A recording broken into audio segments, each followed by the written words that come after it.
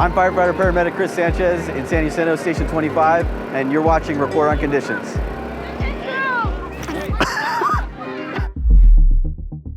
On this episode, we take you to a structure fire in the city of Moreno Valley, and we take a moment to acknowledge your Perris Emergency Command Center dispatchers.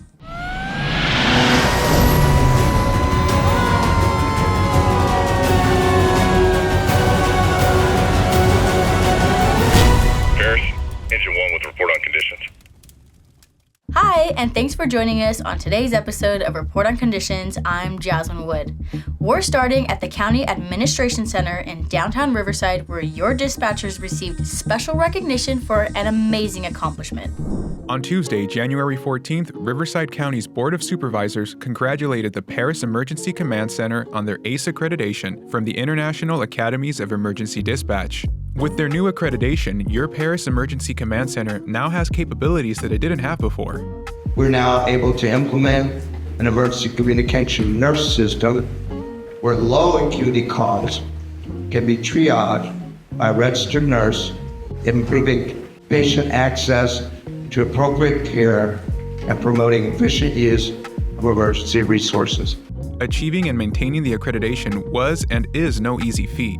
It's thanks to the hardworking individuals in the Emergency Command Center that Riverside County residents now have access to a new level of emergency dispatching.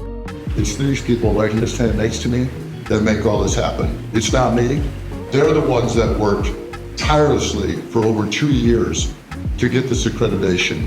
Without your guys' diligence, for the supervisors leading the troops and supporting this board, the executive office, we would have never gotten here. So thank you all for your dedication and hard work.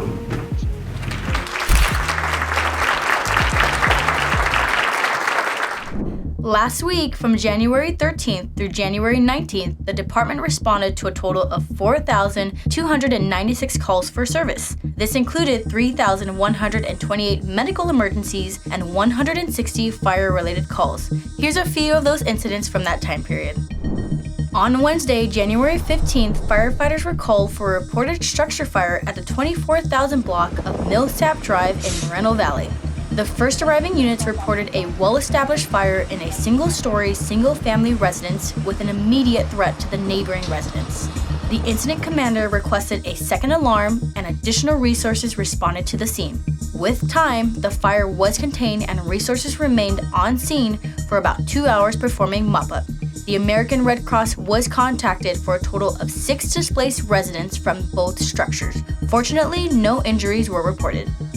On the afternoon of Thursday, January 16th, firefighters were dispatched to multiple reports of a vehicle on fire at the intersection of Simpson Road and Longfellow Street in Winchester.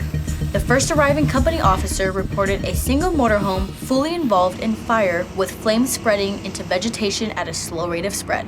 With diligent work from firefighters, the fire was knocked down and resources remained on scene for approximately 40 minutes. No injuries were reported.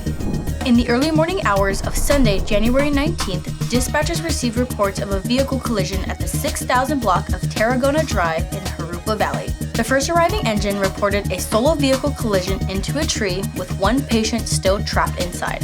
Firefighters were able to extricate the patient, who sustained moderate injuries and was transported by ground ambulance to a local area hospital. No additional injuries were reported. Hey there, I'm Fire Captain Joe Papandrea. Do you know how to use a fire extinguisher? Knowing how to use one can save lives and property. Pull the pin, aim, squeeze, and sweep. Remember, always keep an eye on the fire after it's out to ensure it doesn't reignite.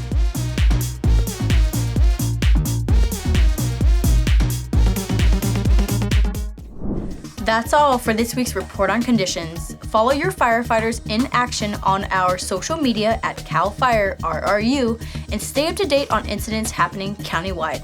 If you caught any great footage of our firefighters at work or out in the community, send them to us at rrupio@fire.ca.gov. On behalf of your Public Affairs and Community Education Bureau, I'm Jasmine Wood. Thanks for watching.